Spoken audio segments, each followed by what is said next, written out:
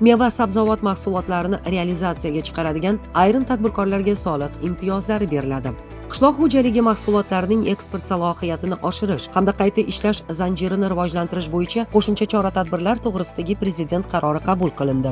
Qarorga ko'ra 2025-2026 yillarda qishloq xo'jaligi mahsulotlari eksportini oshirish hamda qo'shilgan qiymat zanjirini yaratishning asosiy maqsadli ko'rsatkichlari etib quyidagilar belgilandi.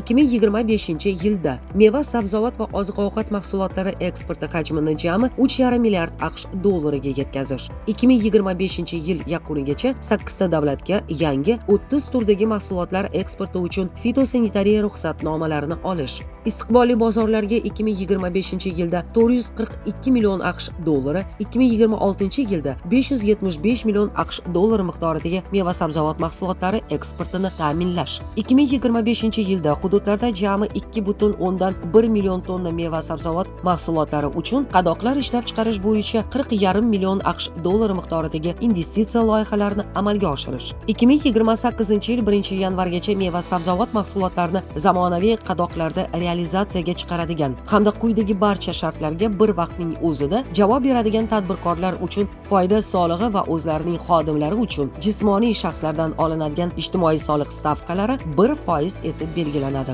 Har oyda har bir xodimga ish haqi miqdori mehnatga haq to'lash eng kam miqdorining 2 baravaridan kam bo'lmagan miqdorda hisoblanganda zamonaviy qadoqlangan meva sabzavot mahsulotlarini soliq davrida realizatsiya qilishdan tushgan umumiy tushum jami tovarlarni, xizmatlarni realizatsiya qilishdan olingan daromadning kamida 50% ni tashkil etganda 2027-yil 1-aprelgacha dukkakli mahsulotlarni ekish, yig'ib olish va saralash uskunalari importi uchun bojxona bojining 1% lik stavkasi qo'llanadi.